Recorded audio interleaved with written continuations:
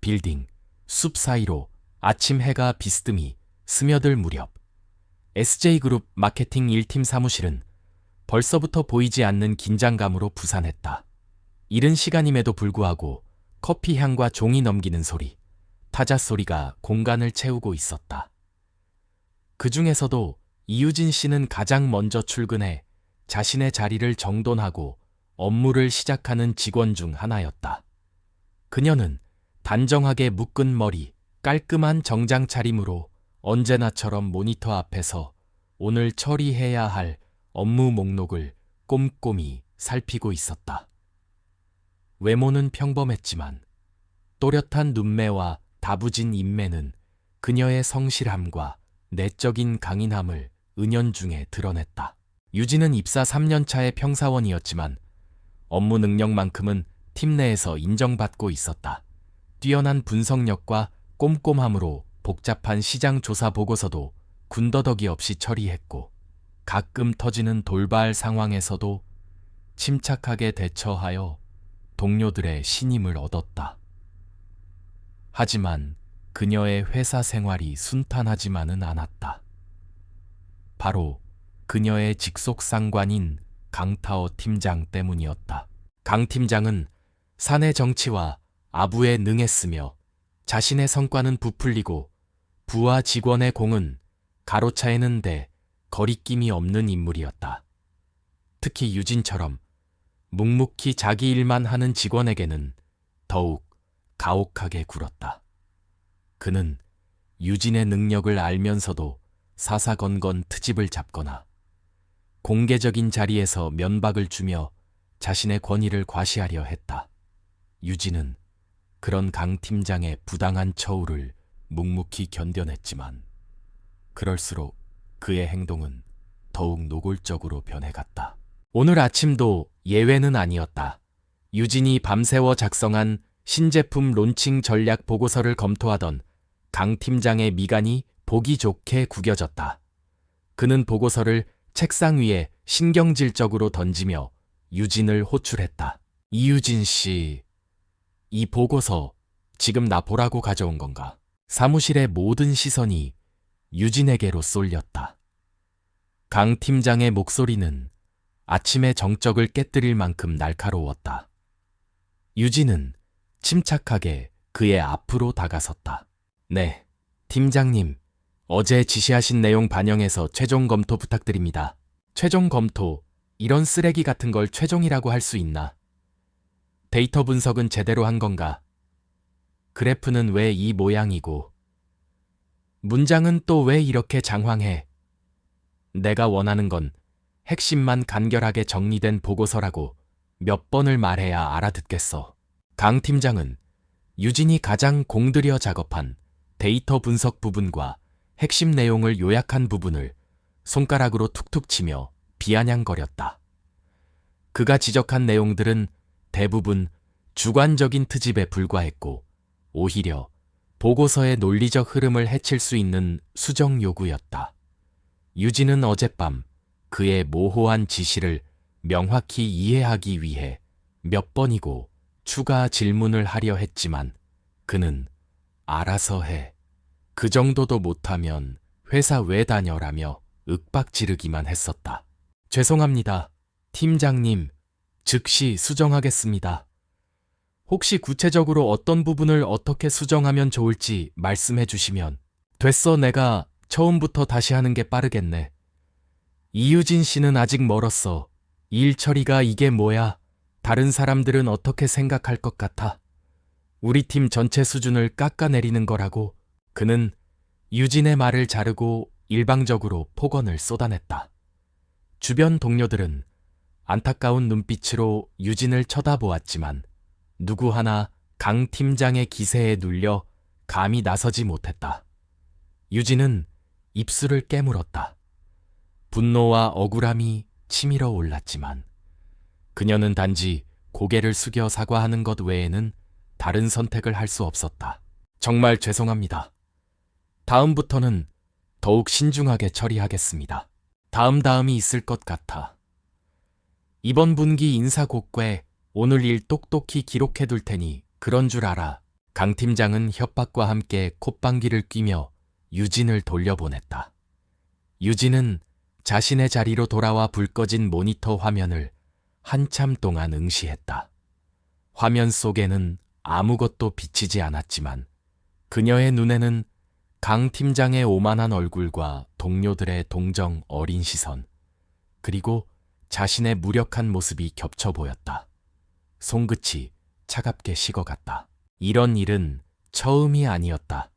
지난번 경쟁사 분석 PT 때도 유진이 밤새 준비한 자료를 강 팀장이 자신의 이름으로 발표하여 모든 공을 가로챘고, 심지어 질의응답 시간에 막히는 부분이 있자 유진에게 눈짓을 보내 대신 답변하게 한 후 모든 스포트라이트를 자신이 받았다. 작은 실수라도 하면 전체 회의에서 공개적으로 망신을 주었고, 반대로 성과가 좋을 때는 철저히 자신의 공으로 돌렸다. 유진은 그저 SJ그룹이라는 대기업의 수많은 부속품 중 하나, 언제든 대체될 수 있는 존재로 취급받았다. 몇몇 동료들은 유진에게 왜 가만히 당하고만 있냐, 인사팀에 정식으로 문제 제기를 해봐라 라고 조언하기도 했다. 하지만 유진은 그럴 때마다 희미하게 웃으며 고개를 저을 뿐이었다.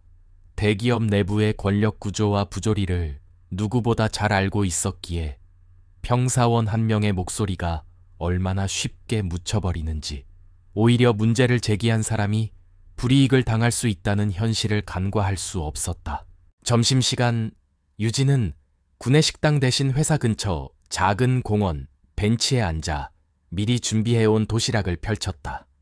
고급 레스토랑의 음식은 아니었지만 정갈하게 담긴 음식들은 그녀의 소박하지만 단단한 내면을 닮아 있었다. 샌드위치를 한 입 베어 물며 그녀는 스마트폰을 꺼내 누군가에게 짧은 메시지를 보냈다. 오늘 점심은 공원, 보고서는 예상대로. 곧바로 답장이 왔다. 알겠다. 저녁은 예정대로 진행하지. 유진의 입가의 의미를 알 수 없는 미소가 희미하게 떠올랐다. 그 미소는 평소 회사에서 보여주던 순종적인 모습과는 사뭇 다른 무언가를 계획하고 결심한 사람의 그것이었다. 그녀의 사생활은 회사 사람들에게 거의 알려져 있지 않았다. 회식 자리에도 최소한만 참석했고 개인적인 이야기는 거의 하지 않았다. 주말에 무엇을 하는지, 가족 관계는 어떤지 아는 사람이 드물었다. 동료들은 그저 그녀가 조용하고 내성적인 성격이라려니 짐작할 뿐이었다. 하지만 가끔씩 그녀가 무심코 내뱉는 경제 동향에 대한 날카로운 분석이나 업계에 숨겨진 이야기에 대한 정보는 그녀가 단순히 평범한 사원이 아님을 암시하기도 했다. 오후 업무 시간, 강 팀장은 보란듯이 자신이 수정했다. 고 주장하는 보고서를 들고 임원 회의실로 향했다. 물론 그 보고서는 유진이 작성한 원본에서 단어 몇 개, 그래프, 색깔 정도만 바꾼 것이었지만 그는 마치 자신이 밤새워 혁신적인 아이디어를 짜낸 것처럼 의기양양했다. 유진은 그 뒷모습을 차분히 바라보았다. 그녀의 눈빛은 더 이상 억울함이나 분노에 흔들리지 않았다.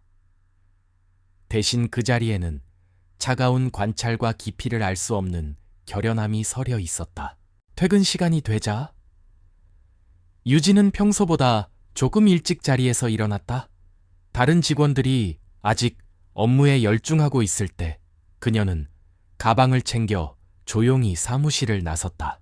엘리베이터를 기다리며 창밖으로 펼쳐진 도시의 야경을 내려다보았다. 수많은 불빛들이 각자의 사연을 안고 반짝이고 있었다. 저 불빛들 중 하나가 되기 위해, 혹은 저 불빛들을 아우르기 위해 많은 사람들이 치열하게 살아가고 있을 터였다. 회사를 벗어난 유진의 발걸음은 한적한 주택가로 향했다. 화려한 강남의 불빛과는 거리가 먼 소박하지만 정돈된 동네였다. 그녀가 도착한 곳은 평범해 보이는 2층짜리 단독주택이었다. 하지만 그곳은 평범함과는 거리가 먼 비밀을 품고 있는 듯 높은 담장과 무성한 나무들로 둘러싸여 외부의 시선을 차단하고 있었다. 유진이 익숙하게 되어락 비밀번호를 누르자 묵직한 철문이 소리 없이 열렸다. 집 안으로 들어서자 바깥과는 전혀 다른 분위기가 그녀를 맞이했다. 은은한 조명과 고급스러운 가구, 벽면을 가득 채운 책들, 그리고 거실 한가운데에는 중후한 멋을 풍기는 한 노인이 그녀를 기다리고 있었다. 그는 바로 SJ그룹의 창업주의자 현 회장인 이동훈이었다. 그리고 이유진은 세상에 알려지지 않은 그의 유일한 딸이었다. 왔느냐? 유진아. 이 회장이 낮은 목소리로 그녀를 맞았다. 그의 눈빛에는 딸을 향한 따뜻함과 함께 복잡한 감정이 어려 있었다. 네. 아버지, 오늘 조금 일찍 퇴근했어요. 유진은 회사에서의 모습과는 전혀 다른 편안하고 부드러운 표정으로 대답했다. 그녀는 겉옷을 벗어 소파에 단정히 놓고 그의 맞은편에 앉았다. 낮 동안의 긴장과 피로가 한순간에 녹아내리는 듯했다. 이곳이 바로 이유진의 진짜 모습이 숨쉬는 공간이자 거대한 계획이 시작되는 비밀의 장소였다. 강태호가, 그리고 SJ그룹의 많은 사람들이 하찮게 여겼던 작은 존재의 방역이 조용히 그러나 거침없이 준비되고 있었다. 유진의 눈빛이 다시 한번 빛났다. 그 빛은 복수심만은 아니었다. 그것은 정의를 바로 세우고 아버지의 피와 땀이 서린 회사를 바로잡으려는 굳은 의지의 표현이었다. 어둠이 깊어질수록 별은 더욱 밝게 빛나는 법이었다.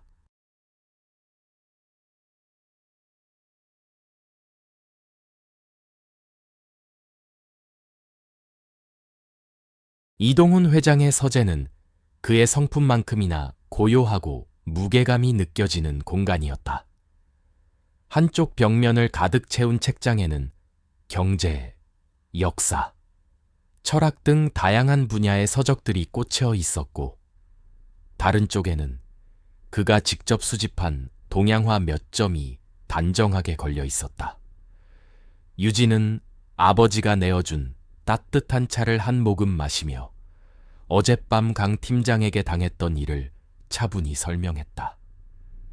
그녀의 목소리에는 감정적인 동요보다는 상황을 객관적으로 분석하려는 이성이 깃들어 있었다. 이야기를 다 들은 이 회장은 한동안 아무 말 없이 창밖을 응시했다. 그의 얼굴에 스치는 감정은 분노나 안타까움보다는 깊은 고뇌에 가까워 보였다. 그가 SJ그룹을 창립하고 지금의 대기업으로 키워오는 동안 얼마나 많은 내부의 문제들과 싸워왔을지 유진은 어렴풋이 짐작할 뿐이었다. 그래서 내 생각은 무엇이냐? 이 회장이 마침내 입을 열었다.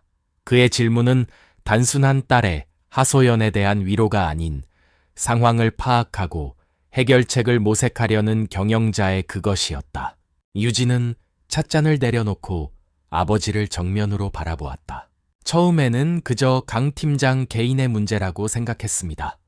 하지만 지난 3년간 제가 직접 경험하고 지켜본 바로는 SJ그룹 내부의 문제는 생각보다 훨씬 깊고 광범위하게 퍼져 있어요. 강 팀장 같은 인물이 승진하고 권력을 휘두를 수 있다는 것 자체가 시스템의 허점을 반증하는 것이겠죠. 네, 말은 단순한 개인적인 복수를 넘어선 무언가를 생각하고 있다는 뜻이냐? 이 회장의 눈빛이 날카로워졌다. 복수라고 생각하지 않아요. 아버지, 이건 정의를 바로 세우는 일이에요. 그리고 아버지가 평생을 바쳐 일군 이 회사를 지키는 일이고요. 유진의 목소리는 낮았지만 단호했다. 제가 평사원으로 입사한 것도 그룹의 가장 낮은 곳에서부터 문제점들을 직접 보고 듣고 싶었기 때문입니다. 이제는 때가 되었다고 생각해요. 이 회장은 딸의 눈에서 흔들림 없는 결의를 읽었다. 그가 가장 아끼는 외동딸이었지만 유진은 어릴 때부터 여느 온실 속 화초와는 달랐다. 총명했고 독립심이 강했으며 불의를 보면 참지 못하는 성격이었다. 그가 유진의 뜻을 존중하여 그녀가 신분을 숨기고 회사에 입사하는 것을 허락했던 것도 언젠가 그녀가 자신만의 방식으로 회사를 위해 큰일을 해낼 것이라는 믿음이 있었기 때문이었다. 네가 하려는 일이 무엇이든 나는 너를 믿는다. 하지만 명심하거라. 진흙탕 싸움이 될 수도 있다. 네가 생각하는 것보다 더 많은 적들이 있을 것이고 그들은 쉽게 물러서지 않을 것이다. 알고 있습니다. 아버지, 그래서 더욱 신중하게 움직일 생각입니다. 저 혼자만의 힘으로는 부족하다는 것도요. 유진은 이미 머릿속으로 큰 그림을 그리고 있었다. 강타오 팀장은 그저 시작일 뿐이었다. 그의 비리를 파헤치다 보면 그 뒤에 숨겨진 더 큰 부패의 사슬, 혹은 회사 내부에 기생하며 이익을 좇는 검은 세력들의 실체가 드러날 수도 있었다. 그것은 위험한 일이었지만 누군가는 반드시 해야 할 일이었다. 그날 밤부터 유진의 비밀스러운 움직임이 시작되었다. 그녀는 낮에는 여전히 강 팀장의 부당한 지시를 묵묵히 따르는 평범한 회사원 이유진이었지만 밤이 되면 SJ그룹의 숨겨진 감사관이자 전략가로 변신했다. 그녀는 우선 강타오 팀장의 과거 행적과 관련된 자료들을 수집하기 시작했다.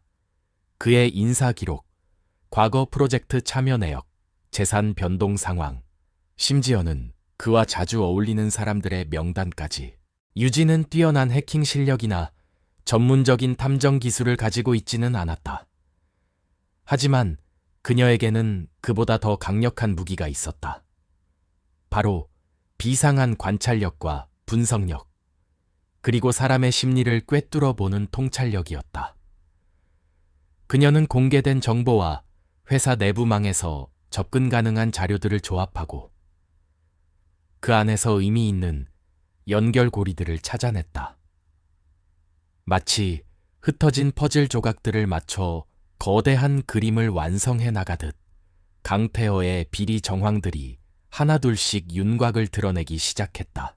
예를 들어 강 팀장이 특정 광고 대행사와 유난히 긴밀한 관계를 유지하고 있다는 점, 그 대행사가 수주한 프로젝트들이 대부분 경쟁 입찰 없이 수의계약으로 진행되었다는 점, 그리고 그 프로젝트들의 예산이 다른 유사 프로젝트들에 비해 과도하게 책정되어 있다는 점 등을 발견했다. 또한 강 팀장이 주말마다 고급 골프장에서 어울리는 인물들 중에는 그 광고 대행사의 임원뿐만 아니라 회사 내부에 다른 부서장들도 포함되어 있다는 사실도 알아냈다. 유진은 혼자서 모든 것을 감당할 수는 없다는 것을 알았다. 그녀는 신중하게 자신의 계획을 도와줄 수 있는 사람들을 물색하기 시작했다. 가장 먼저 떠오른 인물은 입사 동기이자 재무팀에서 일하고 있는 박지훈 대리였다. 지훈은 숫자에 밝고 원리 원칙을 중시하는 성격으로 평소 강 팀장 같은 부류의 인간들을 경멸하고 있었다. 유진은 과거 지훈이 사내 익명 게시판에 회사의 불합리한 관행을 비판하는 글을 올렸다가 곤욕을 치를 뻔한 것을 기억하고 있었다. 어느 날 퇴근길, 유진은 우연히 박지훈과 마주쳤고 함께 저녁 식사를 제안했다. 평소 유진과 별다른 교류가 없었던 지훈은 조금 의아해했지만 흔쾌히 그녀의 제안을 받아들였다. 조용한 식당에서 유진은 조심스럽게 자신의 생각을 털어놓았다. 물론 자신의 신분이나 구체적인 계획 전체를 밝히지는 않았다. 다만 강태호 팀장의 부당함과 회사 내부에 만연한 문제점들에 대해 이야기하며 그의 공감을 얻어내려 했다. 지훈 씨도 알잖아요. 강 팀장 같은 사람들이 계속 저렇게 날뛰게 놔두면 결국 우리 회사 전체가 병들게 될 거예요. 정직하게 일하는 사람들이 바보 취급받고 능력보다는 아부와 줄서기가 판치는 곳에서 무슨 미래를 기대할 수 있겠어요. 박지훈은 유진의 말에 깊이 공감하며 고개를 끄덕였다.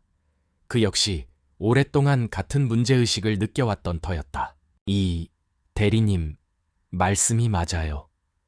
하지만 저희 같은 평사원이 뭘 할 수 있겠어요. 괜히 나섰다가 찍히기나 하겠죠. 그의 목소리에는 체념이 섞여 있었다. 유진은 그의 눈을 똑바로 보며 말했다. 혼자서는 힘들겠죠. 하지만 우리가 힘을 합친다면 아주 작은 변화라도 만들어낼 수 있지 않을까요? 저는 더 이상 침묵하고 싶지 않아요. 유진의 진심 어린 눈빛과 단호한 목소리에서 박지훈은 어떤 희망을 보았다. 그는 잠시 고민했지만 이내 결심한 듯 입을 열었다. 좋아요. 제가 도울 수 있는 일이 있다면 뭐든 돕겠습니다. 하지만 정말 조심해야 합니다. 강 팀장 보통 내기가 아니에요. 첫 번째 동료를 얻은 유진은 그 후로도 몇몇 신뢰할 수 있는 사람들에게 조심스럽게 접근했다. 법무팀의 김민아 변호사, 감사팀의 최경수 과장 등 그들은 각자의 위치에서 유진의 계획에 필요한 정보나 조언을 제공해 줄 수 있는 인물들이었다. 물론 유진은 그들 모두에게 자신의 모든 것을 공개하지는 않았다.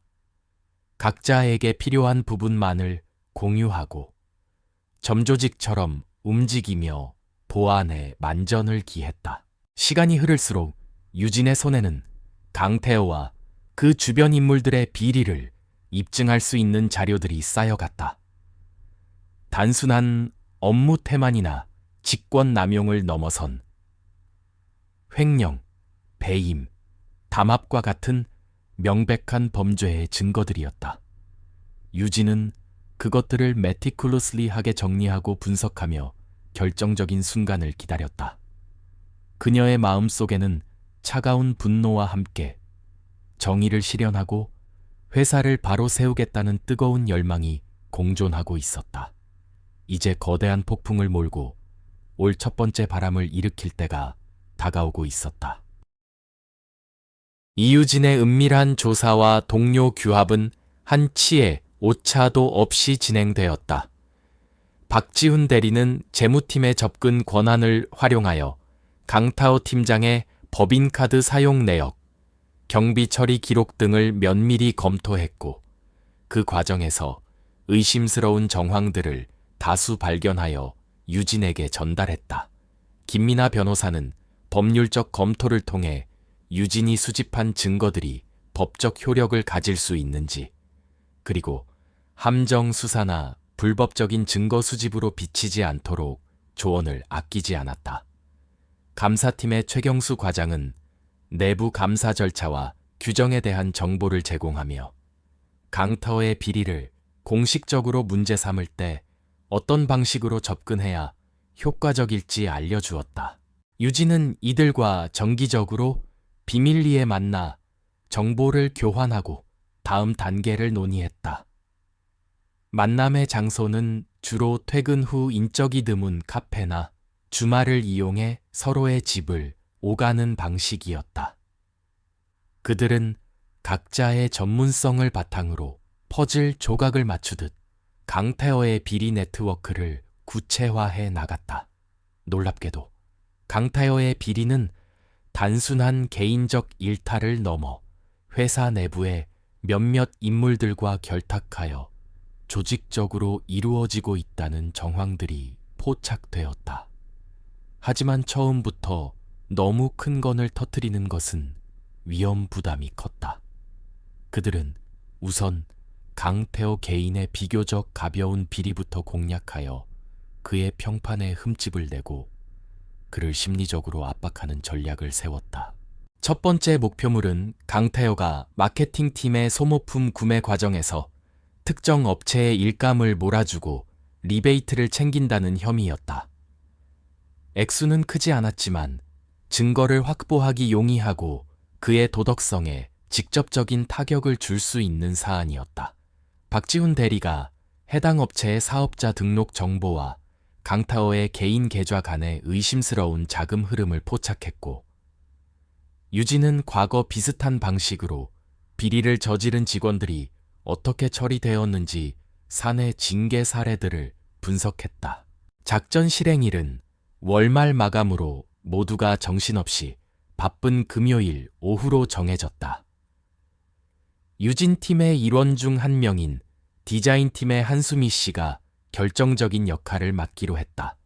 그녀는 과거 강태호에게 자신의 디자인 아이디어를 도둑맞고 부당하게 질책을 받았던 경험이 있어 이번 일에 누구보다 적극적으로 참여했다.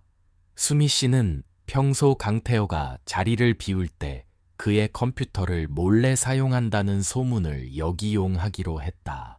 팀장님, 컴퓨터 비밀번호도 엄청 단순해요. 자기 생일이거나 뭐 그런 거겠죠. 가끔 저희한테 자기 컴퓨터로 뭐 확인해달라고 시킬 때 슬쩍 봤거든요. 수미 씨가 팀원들과의 비밀 회의에서 말했다. 계획은 이러했다. 한수미 씨가 강태호에게 긴급한 디자인 수정 요청을 하는 척하며 그의 자리로 유인한다. 그 사이 박지훈 대리는 미리 준비한 USB를 이용해 강타오의 컴퓨터에서 리베이트 관련 증거 파일, 업체와의 메일, 견적서 조작 파일 등을 빼낸다. 모든 과정은 5분 안에 끝나야 했다. 만약의 사태에 대비해 유진은 최경수 과장과 연락을 취하며 상황을 주시하고, 김미나 변호사는 법적 문제 발생 시 즉각 대응할 준비를 하고 있었다. 드디어 작전 당일, 사무실은 평소보다 더욱 부산했다. 강태호는 여러 결제 서류에 둘러싸여 신경질적으로 부하 직원들을 다그치고 있었다. 오후 3시 정각, 한수미 씨가 잔뜩 겁먹은 표정으로 강태호에게 다가갔다. 팀장님, 정말 죄송한데 방금 거래처에서 최종 시한 수정 요청이 왔는데 제가 지금 다른 급한 건 때문에 도저히 손을 댈 수가 없어서요.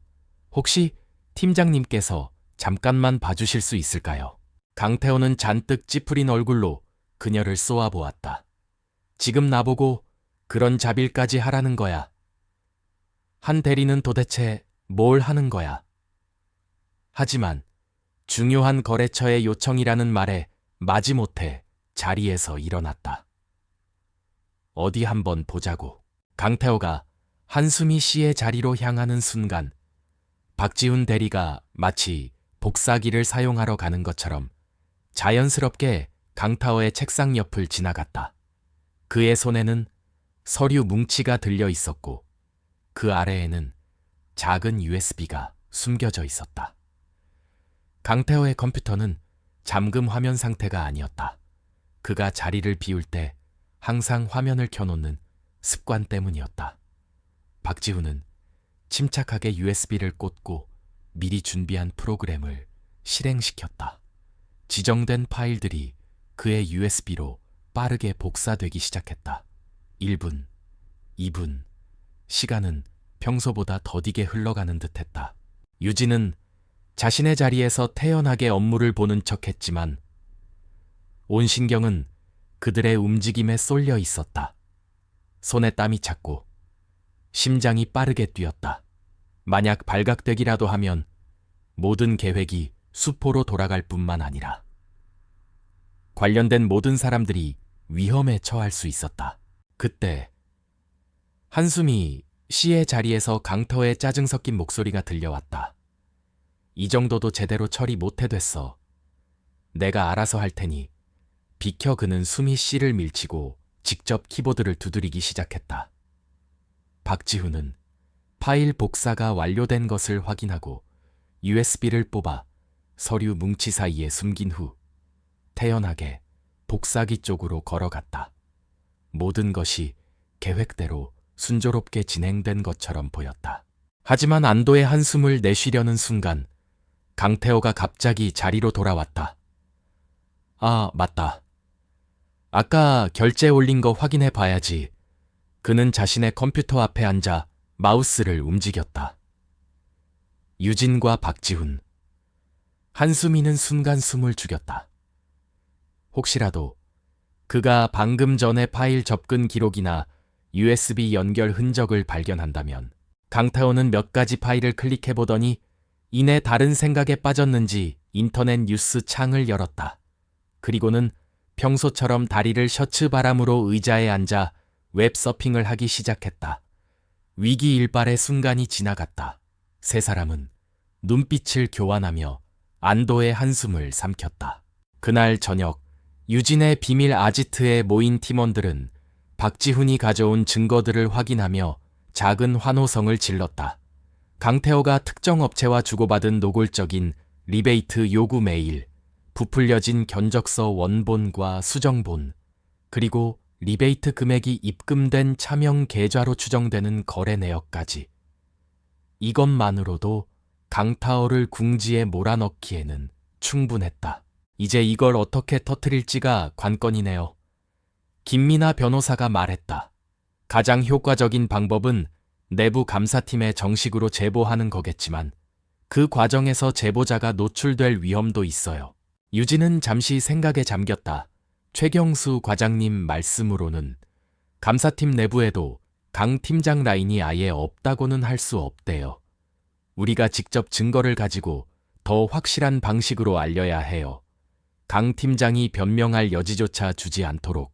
그들은 익명의 내부 고발 형식으로 SJ그룹의 사내 인트라넷 게시판 중에서도 파급력이 가장 큰 소리함이라는 비실명 게시판에 증거 자료들을 올리기로 결정했다.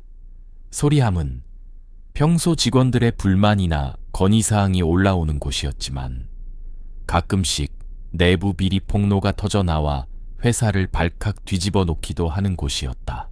며칠 후 월요일 아침 SJ그룹 직원들이 출근하여 컴퓨터를 켜자마자 마케팅 1팀 강태호 팀장의 충격적인 비리 의혹이라는 자극적인 제목의 게시글이 소리함 메인에 떠 있는 것을 발견했다. 게시글에는 강태호의 실명과 함께 그가 소모품 업체로부터 리베이트를 받은 정황 증거들이 일목요연하게 정리되어 첨부 파일 형태로 올라와 있었다. 익명이었지만 글의 논리 정연함과 증거의 구체성 때문에 단순한 음해성 글로 치부하기에는 어려웠다. 사무실은 순식간에 벌집을 쑤신 듯 소란스러워졌다. 강태호는 얼굴이 새하얗게 질린 채 자신의 컴퓨터 앞에 만견자실하게 앉아 있었다. 그는 본능적으로 이것이 단순한 사고가 아님을 직감했다. 누군가 의도적으로 자신을 노리고 있다는 불길한 예감이 엄습했다. 하지만 그는 여전히 누가, 왜 이런 짓을 벌였는지 전혀 짐작조차 하지 못했다. 그저 자신의 발밑이 조금씩 꺼져 내리고 있다는 막연한 불안감에 휩싸일 뿐이었다. 그는 아직 이 모든 일의 배후에 자신이 늘 무시하고 하찮게 여겼던 이유진이 있다는 사실은 꿈에도 생각하지 못하고 있었다. 유진은 동요하는 주변 분위기 속에서도 평소와 다름없이 침착하게 자신의 업무에 집중하고 있었다. 하지만 그녀의 입계는 누구도 눈치채지 못할 만큼 아주 희미한 미소가 걸려 있었다. 첫 번째 돌은 던져졌다. 소리함에 올라온 익명의 게시글은 예상대로 SJ그룹 내부에 엄청난 파장을 몰고 왔다. 강태호 팀장의 리베이트 의혹은 순식간에 전 직원들의 가십거리가 되었고 회사는 즉각 감사에 착수했다. 강태호는 연일 감사팀에 불려가 조사를 받아야 했고 그의 평소 오만방자했던 태도는 온데간데 없이 사라졌다. 그는 모든 혐의를 강력하게 부인했지만 유진과 팀원들이 제시한 증거들은 너무나도 구체적이었다. 하지만 강태호는 쉽게 무너질 인물이 아니었다. 그는 회사 내부에 구축해놓은 자신의 인맥을 총동원했다. 그가 평소 깍듯이 모시던 임원들, 과거 그에게 신세를 졌던 동료들이 알게 모르게 그를 비호하고 나섰다. 결정적인 증거인 차명 계좌의 주인이 강태호 본인이라는 확실한 물증이 부족하다는 점, 그리고 익명 게시판의 정보는 신뢰성이 떨어진다는 점 등을 내세워 감사팀의 조사를 교묘하게 피해 나갔다. 결국 강태호는 관리 소홀과 팀원들에 대한 부적절한 언행 정도의 가벼운 징계, 감봉 3개월과 공개 경고를 받는 선에서 사태는 일단락되었다. 그를 지지하는 세력들은 이마저도 과한 처사라며 불만을 터뜨렸고, 반대로 그의 비리를 알고 있던 직원들은 솜방망이 처벌이라며 분통을 터뜨렸다. 강태호는 위기를 넘겼지만 그의 명성과 리더십에는 치명적인 상처를 입었다. 그리고 무엇보다 그의 마음속에는 자신을 나락으로 떨어뜨리려 한 익명의 고발자에 대한 엄청난 분노와 의심이 자리 잡았다. 사무실로 복귀한 강태호는 이전보다 훨씬 더 예민하고 신경질적인 모습을 보였다. 그는 팀원들 한 명 한 명을 의심의 눈초리로 훑어보았고, 작은 실수 하나에도 불같이 화를 내며 트집을 잡았다. 특히 평소 자신에게 밉보였거나 조금이라도 반항적인 기색을 보였던 직원들은 집중적인 타겟이 되었다. 그는 이 기회에 자신의 권위를 다시 세우고, 동시에 자신을 공격한 내부의 쥐새끼를 색출해 내려는 속셈이었다. 이유진 역시 그의 의심을 피할 수는 없었다. 강태호는 유진이 평소 말이 없고 조용하지만 가끔씩 보여주는 날카로운 일처리 능력과 평정심이 마음에 걸렸다. 하지만 그는 여전히 유진을 그저 시키는 일이나 겨우 하는 존재 정도로 얕보고 있었기에 그녀가 이번 일의 배후라고는 상상조차 하지 못했다. 다만 그는 유진을 괴롭힘으로써 다른 팀원들에게 본보기를 보이려 했다. 이유진 씨, 지난번 보고서 말이야. 내가 분명히 핵심만 간결하게 정리하라고 했을 텐데 왜 아직도 그 모양이지? 혹시 내 말을 무시하는 건가? 강태호가 일부러 큰 소리로 유진에게 시비를 걸었다. 이전 같았으면 유진은 그저 죄송합니다. 수정하겠습니다. 라며 고개를 숙였겠지만 이제 그녀는 달랐다. 유진은 하던 일을 멈추고 조용히 강태호를 올려다보았다. 그녀의 눈빛은 흔들림 없이 차분했다. 팀장님, 지난번 지시하신 대로 핵심 내용을 2페이지로 요약하여 보고 드렸습니다. 혹시 제가 팀장님의 의도를 잘못 파악한 부분이 있다면 구체적으로 어떤 부분을 어떻게 수정하면 좋을지 다시 한번 명확하게 지시해 주시면 감사하겠습니다. 그녀의 대답은 공손했지만 그 안에는 당신의 지시가 모호했음을 인정하라는 숨겨진 가시가 있었다. 강태호는 순간 말문이 막혔다. 유진의 당당한 태도에 오히려 자신이 할 말을 잃은 것이다. 그는 얼굴을 붉히며 헛기침을 몇 번 하더니 됐어, 뭘 잘했다고 따박따박 말대꾸야라며 억지를 부렸지만 이미 기세는 한풀 꺾인 후였다. 사무실의 다른 팀원들은 놀란 눈으로 유진을 바라보았다.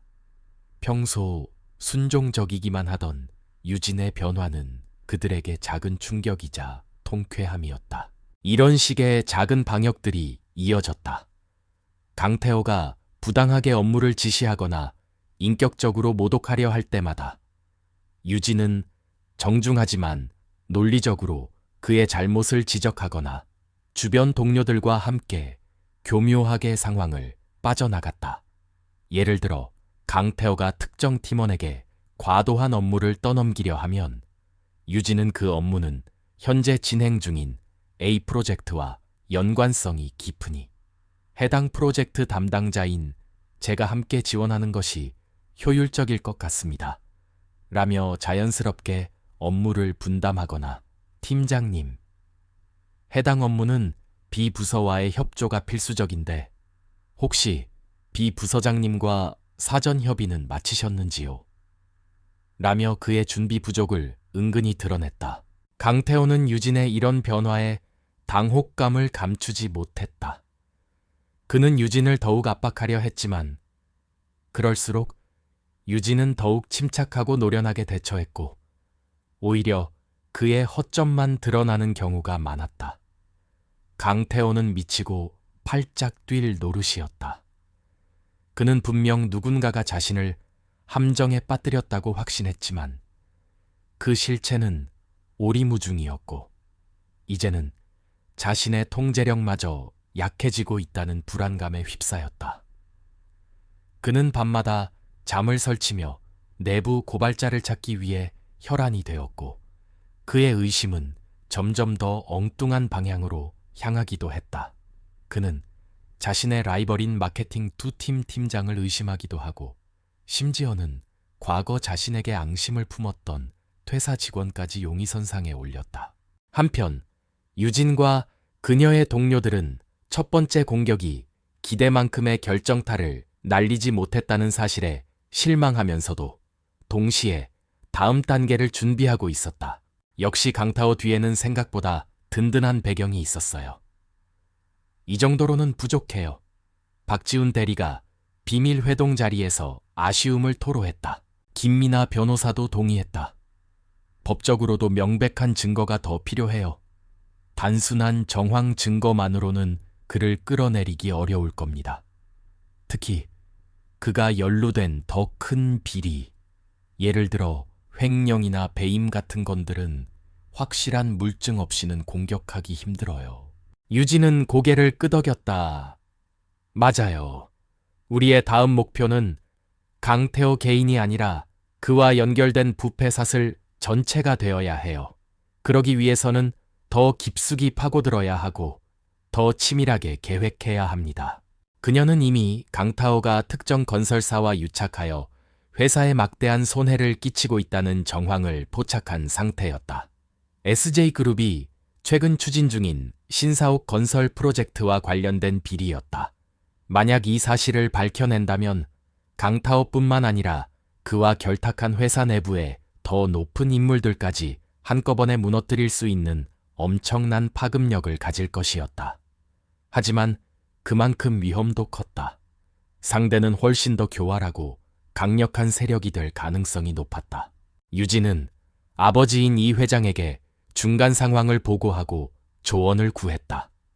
이 회장은 딸의 용기와 치밀함에 감탄하면서도 동시에 그녀의 안전을 깊이 우려했다. 유진아, 네가 하려는 일이 얼마나 위험한 일인지 알고 있겠지. 상대는 단순한 부패 공무원 수준이 아닐 수 있다. 어쩌면 조직적인 범죄 집단과 연루되어 있을지도 몰라. 알아요? 아버지.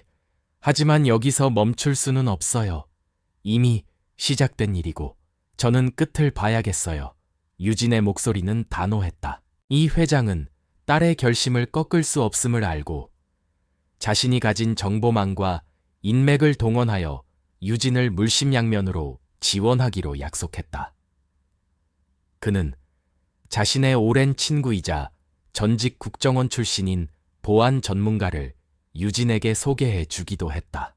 한편 강태호의 의심은 점점 더 엉뚱한 곳으로 향하고 있었다. 그는 최근 자신에게 사사건건 반기를 드는 것처럼 보이는 박지훈 대리를 유력한 용의자로 지목했다. 박지훈이 재무팀에 근무하면서 자신의 재정 관련 정보에 접근했을 가능성이 높다고 판단한 것이다. 강태호는 박지훈의 뒤를 캐기 시작했고 그의 컴퓨터를 몰래 뒤지거나 다른 직원들을 통해 그의 행적을 알아보려 했다.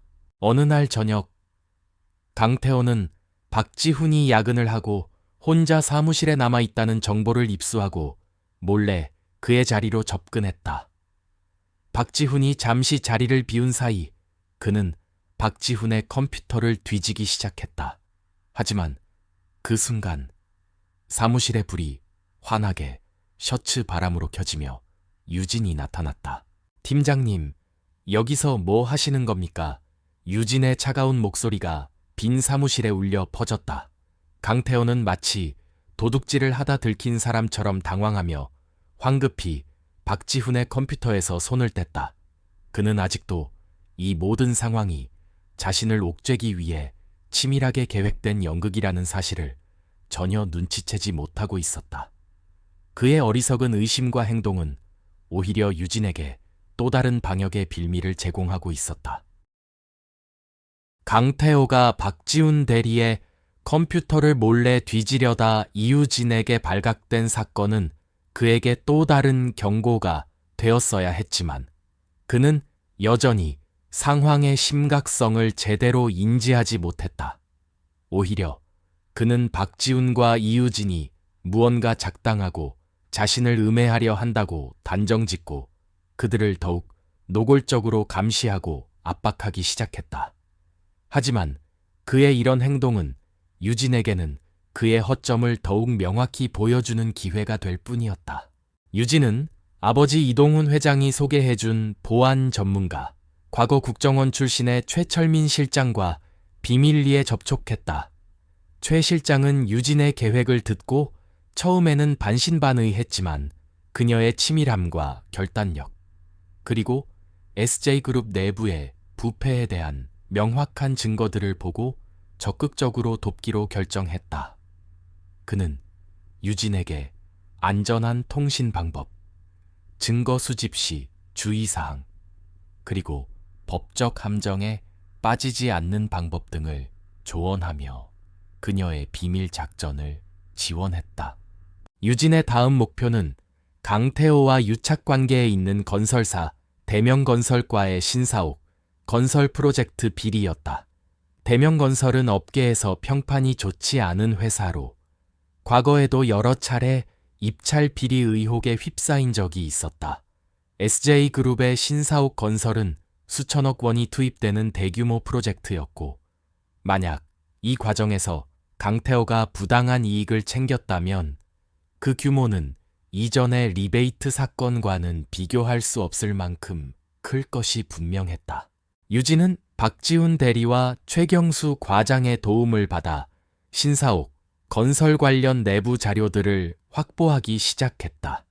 입찰 과정 서류, 설계 도면 변경 내역, 공사비 지급 현황 등 방대한 자료 속에서 유진은 대명건설이 제출한 최초 견적서와 최종 계약서 사이에 석연치 않은 차이점들을 발견했다.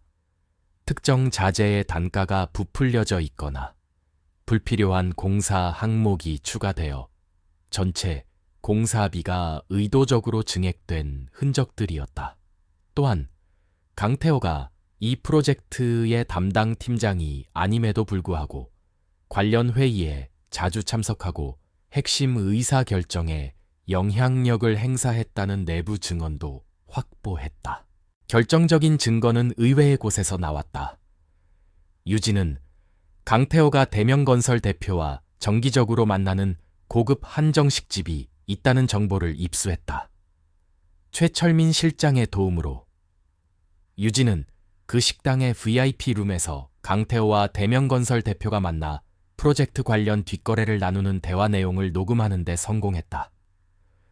녹음 파일에는 강태호가 공사 수주를 대가로 거액의 금품을 요구하고 대명건설 대표가 이를 승낙하며 구체적인 금액과 전달 방식을 논의하는 내용이 생생하게 담겨 있었다. 그야말로 빼도 박도 못할 증거였다. 이제 남은 것은 이 증거들을 가장 효과적인 방식으로 터뜨리는 것이었다. 유진은 단순한 내부 고발만으로는 부족하다고 판단했다.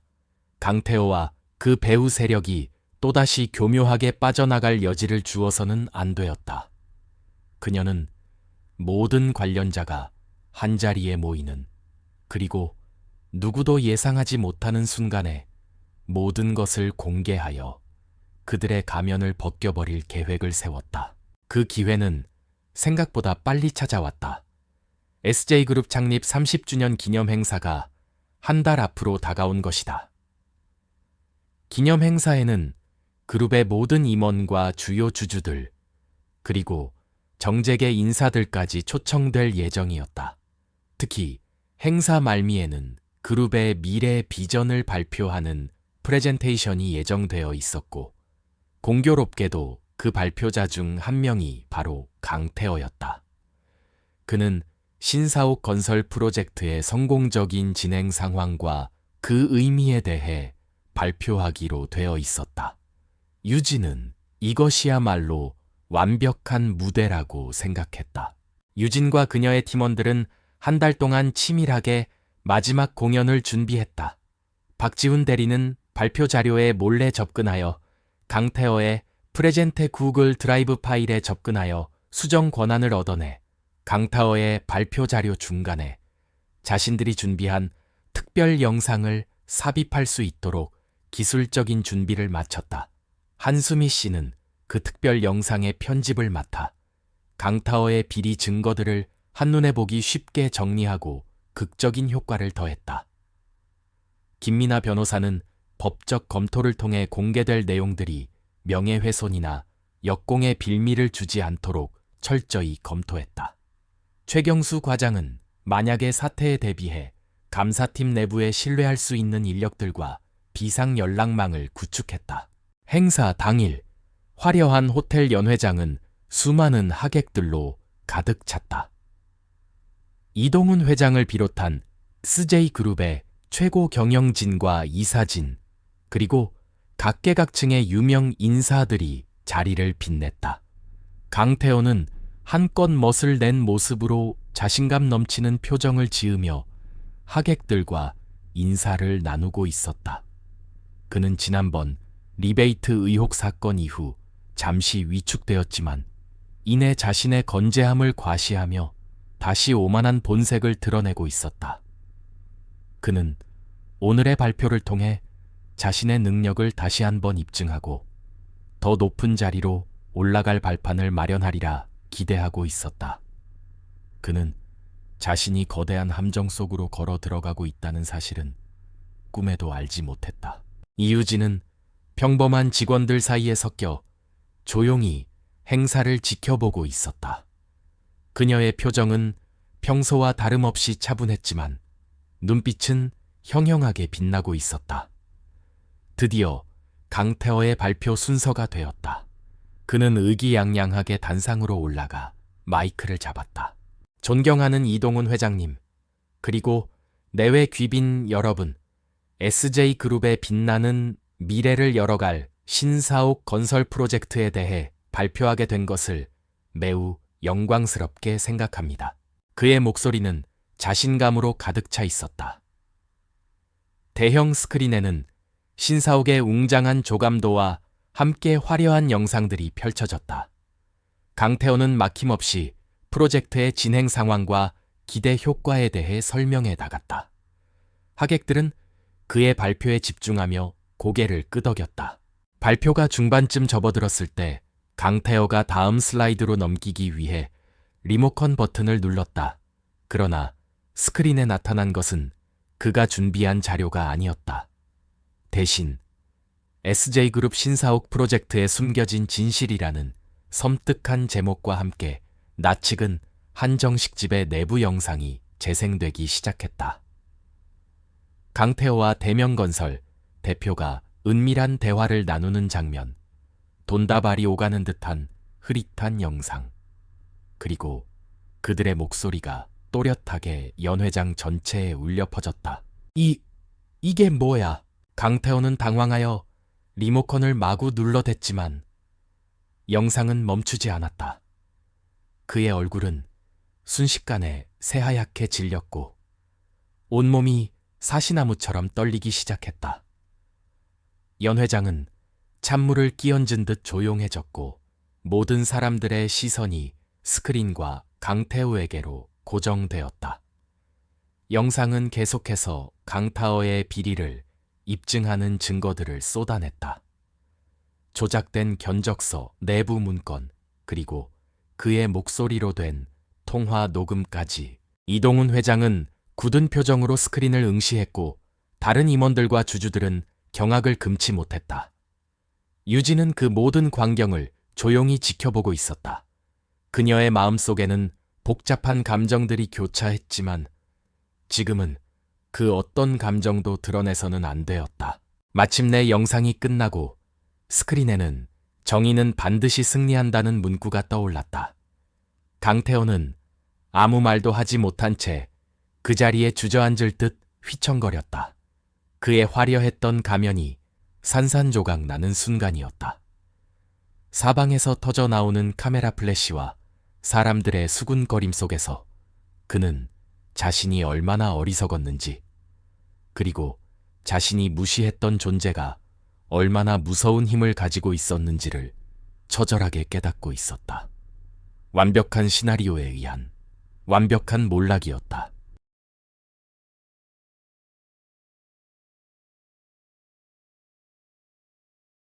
SJ그룹 창립 30주년 기념 행사는 한순간에 아수라장으로 변했다. 강태호의 비리 영상이 공개된 직후 연 회장에는 충격과 당혹감, 그리고 분노가 뒤섞인 웅성거림이 가득 찼다. 수많은 카메라 플래시가 정신없이 터졌고 몇몇 기자들은 상황을 파악하기 위해 무대 주변으로 몰려들었다. 강태호는 창백한 얼굴로 그 자리에 얼어붙은 듯 서 있었고 그의 입에서는 아무런 변명도 나오지 못했다. 그의 눈빛은 공포와 절망, 그리고 믿을 수 없다는 표정으로 가득 차 있었다. 이동훈 회장은 즉시 상황을 수습하기 위해 나섰다. 그의 얼굴은 분노로 굳어 있었지만 목소리는 침착했다. 오늘 불미스러운 일로 심려를 끼쳐드려 대단히 죄송합니다. 이 일에 대해서는 회사 차원에서 철저히 조사하여 엄중히 책임을 묻겠습니다. 행사는 이것으로 마치겠습니다. 그의 단호한 선언에 장내는 잠시 숙연해졌고 보안 요원들의 안내에 따라 하객들은 하나둘씩 연 회장을 빠져나가기 시작했다. 강태호는 그 자리에서 회사 보안팀에 의해 즉시 격리되었다. 그의 모든 직위는 즉시 해제되었고 다음 날부터 SJ그룹은 전례 없는 규모의 내부 감사 및 외부 수사기관의 압수수색을 받게 되었다. 유진이 공개한 증거들은 너무나도 명백하고 구체적이어서 강태호와 대명건설, 그리고 그와 유착된 다른 내부 관련자들은 그 어떤 변명도 할 수 없었다. 과거 강태호를 비호했던 세력들도 이제는 자신들의 안위를 걱정하며 그에게서 등을 돌리기 시작했다. 거대한 배가 침몰할 때 가장 먼저 달아나는 쥐들처럼 그의 주변에 기생했던 이들은 썰물처럼 빠져나갔다. 강태호의 몰락은 처참했다. 그는 매일같이 검찰과 내부 감사팀에 불려가 조사를 받았고 그의 모든 재산은 동결되었다. 한때 그가 누렸던 부와 명예, 권력은 신기루처럼 사라졌다.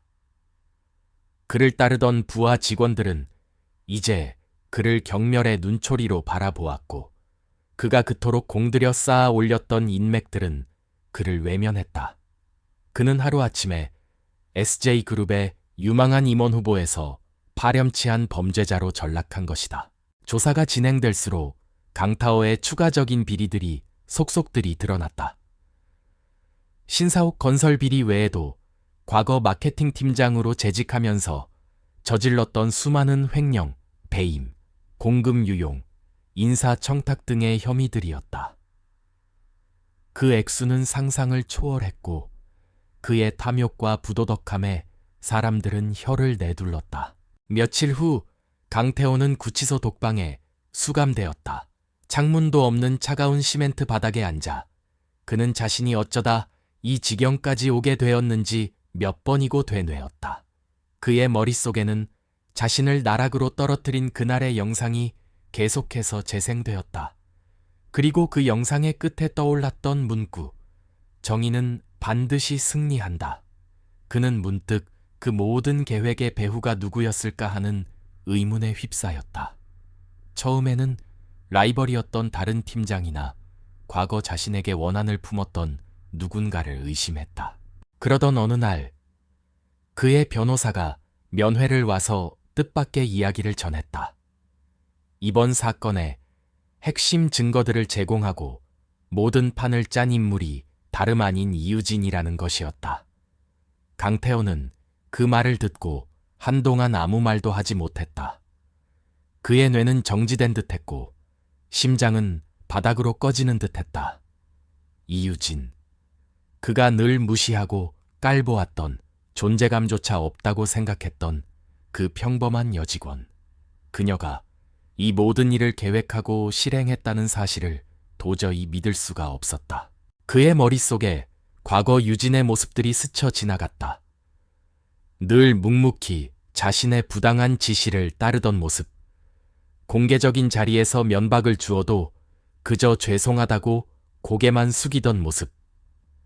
하지만 가끔씩 보이던 그녀의 흔들림 없는 눈빛, 그리고 의미를 알 수 없던 희미한 미소. 그 모든 것이 이제야 하나의 퍼즐처럼 맞춰졌다. 그는 자신이 얼마나 어리석었는지, 얼마나 오만했는지 깨달았다. 자신이 하찮게 여겼던 존재에게 처절하게 방역당한 것이다. 그의 자존심은 산산조각 났고 극심한 몸열감과 함께 깊은 절망이 그를 덮쳤다. 그는 자신이 쌓아 올린 모든 것이 한순간에 무너져 내린 폐허 속에서 자신이 경멸했던 존재의 그림자 아래 무릎 꿇은 것이나 다름없었다. 한편 이유진은 이 모든 소용돌이의 중심에 있었지만 여전히 평소와 다름없이 차분함을 유지했다. 그녀는 회사 내부에서 영웅처럼 떠받들어졌지만 그 어떤 인터뷰나 외부 접촉도 사양했다. 그녀는 아버지 이동훈 회장과 함께 사태 수습 및 회사 정상화에 몰두했다. 강태허의 비리로 인해 실추된 회사의 이미지를 회복하고 내부 시스템을 정비하며 공정하고 투명한 기업 문화를 확립하는 것이 그녀의 새로운 과제였다. 유진의 마음이 편하기만 한 것은 아니었다. 강태허가 법의 심판을 받고 정의가 실현되었다는 사실에 안도감을 느끼면서도 한편으로는 씁쓸함과 인간적인 연민이 교차했다.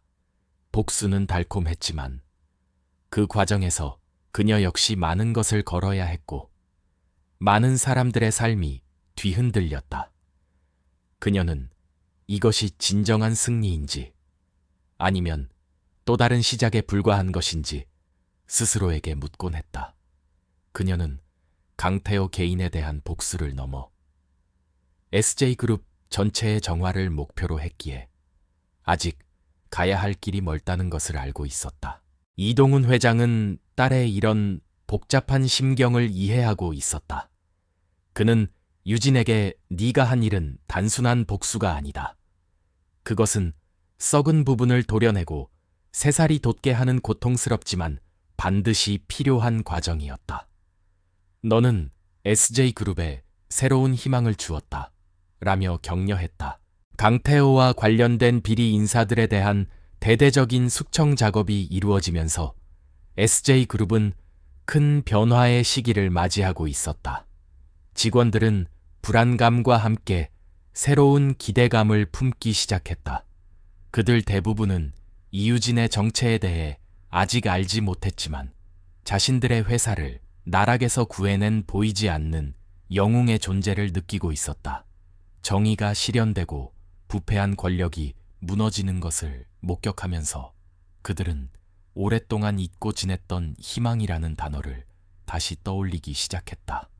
어둠이 걷히고 새로운 새벽이 다가오고 있었다. 시간이 흘러 강태호와 그 일당에 대한 법적인 처벌이 모두 마무리되었다.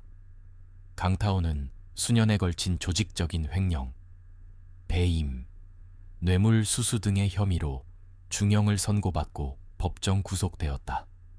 한때 하늘 높은 줄 모르고 권세를 누렸던 그의 최후는 차가운 감옥 독방이었다. 대명건설을 비롯한 관련 업체들도 막대한 벌금과 함께 법적 제재를 받았고 SJ그룹 내부에서 그와 결탁했던 임직원들 역시 모두 해고되거나 징계를 면치 못했다. 길고 어두웠던 터널의 끝이 보이기 시작했다. SJ그룹은 강타오 사태 이후 대대적인 혁신과 개혁 작업에 착수했다. 이동훈 회장은 딸 이유진의 조언을 적극적으로 받아들여 투명하고 공정한 인사 시스템을 도입하고 내부 고발자 보호 제도를 강화했으며 윤리경영위원회를 신설하여 기업 문화 전반을 쇄신하고자 노력했다. 과거의 불합리한 관행들은 사라지고 능력과 성과에 따른 공정한 평가가 이루어지기 시작했다. 직원들은 처음에는 반신반의했지만 점차 회사의 변화를 체감하며 새로운 희망과 기대를 품게 되었다. 그리고 마침내 SJ그룹의 모든 임직원들이 모인 특별조회 자리에서 이동훈 회장은 중대한 발표를 했다. 오늘 저는 여러분께 한 사람을 소개하고자 합니다. 지난 몇 년간 평사원의 신분으로 우리 회사 내부의 문제점들을 직접 경험하고 최근 불미스러운 사태를 해결하는 데 결정적인 역할을 한 인물입니다.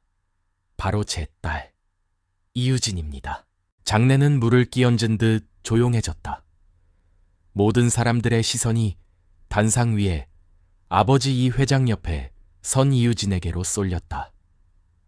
평범한 정장 차림, 화장기 없는 얼굴, 그들이 늘 사무실 한 구석에서 묵묵히 일하던, 때로는 안쓰럽게 여겼던 바로 그 이유진이었다.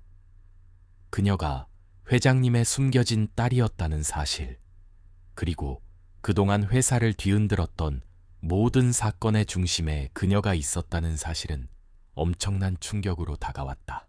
잠시의 정적이 흐른 후 누군가 먼저 박수를 치기 시작했고 이내 우레와 같은 박수 소리가 조 회장을 가득 메웠다. 그것은 놀라움과 경외감, 그리고 진심 어린 감사의 표현이었다. 유진은 담담한 미소로 그들의 박수에 화답했다. 이 회장은 유진을 SJ그룹의 신설부서인 미래전략기획실 실장으로 임명한다고 발표했다. 그 자리는 회사의 장기적인 비전을 수립하고 핵심 프로젝트를 총괄하는 매우 중요한 위치였다. 일부에서는 회장의 딸이라는 이유로 특혜를 받은 것이 아니냐는 수군거림도 있었지만 대부분의 직원들은 유진이 보여준 능력과 용기, 그리고 회사에 대한 애정을 알기에 그 누구보다 자격이 충분하다고 생각했다. 유진은 단상에 올라 마이크를 잡았다. 그녀의 목소리는 차분했지만 그 안에 담긴 힘은 모두에게 전달되었다. 저는 지난 3년간 이곳 SJ그룹에서 여러분과 함께 평사원으로 일하며 많은 것을 배우고 느꼈습니다. 우리에게는 자랑스러운 역사와 뛰어난 잠재력이 있지만 동시에 개선해야 할 부분도 적지 않다는 것을 알게 되었습니다. 제가 이 자리에 서게 된 것은 단순히 회장님의 딸이기 때문이 아닙니다. 저는 SJ그룹의 일원으로서 우리가 함께 더 나은 미래를 만들어갈 수 있다는 믿음을 가지고 있기 때문입니다. 그녀는 복수심이나 개인적인 감정을 드러내지 않았다. 대신 회사의 미래와 발전에 대한 진솔한 고민과 포부를 이야기했다. 그녀의 연설은 많은 직원들에게 깊은 감동과 공감을 주었다. 사람들은 그녀에게서 진정한 리더의 모습을 보았다. 그 후 이유진은 미래전략기획실 실장으로서 SJ그룹의 혁신을 이끌어갔다. 그녀는 과거 강태호와 같은 인물들이 다시는 발붙일 수 없도록 시스템을 정비하는 한편 창의적이고 도전적인 아이디어를 가진 젊은 직원들을 적극적으로 발굴하고 지원했다. 그녀의 사무실은 항상 열려 있었고 직원들은 직급에 상관없이 자유롭게 그녀와 의견을 나누고 토론할 수 있었다. SJ그룹은 점차 활기를 되찾았고 과거의 침체된 분위기에서 벗어나 새로운 도약을 준비하고 있었다. 박지훈 대리, 한수미 씨, 김미나 변호사, 최경수 과장 등 과거 유진을 도왔던 동료들은 각자의 자리에서 능력을 인정받으며 승승장구했다. 그들은 유진의 가장 든든한 지원군이자 개혁의 동반자가 되었다. 그들은 가끔씩 함께 모여 과거를 회상하며 웃음 짓곤 했다. 그들이 함께 이겨낸 시간들은 단순한 회사 생활을 넘어 인생의 소중한 경험이자 자산이 되었다.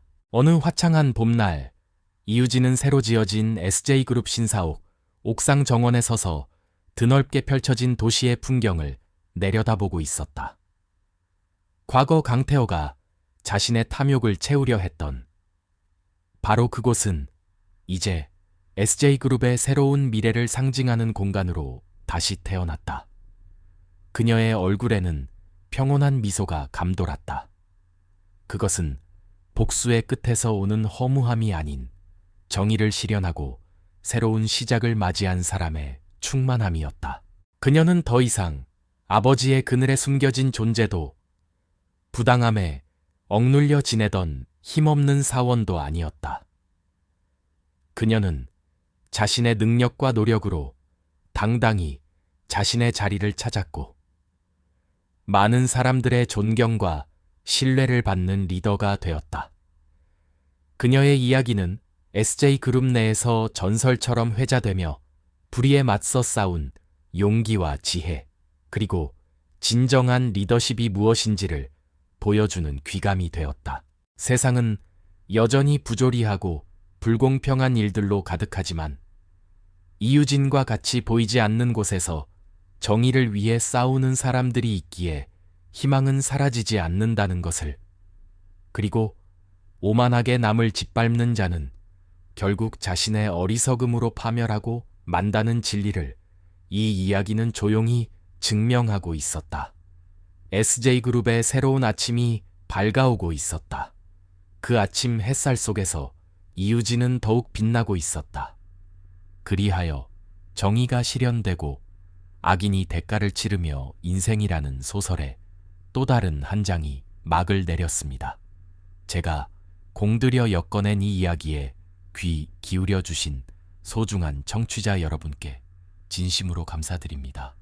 개성 넘치는 등장인물들, 복잡하게 얽힌 사건들, 그리고 의미 있는 결말과 계속해서 함께하고 싶으시다면 망설이지 마시고 채널 구독 버튼을 눌러주십시오.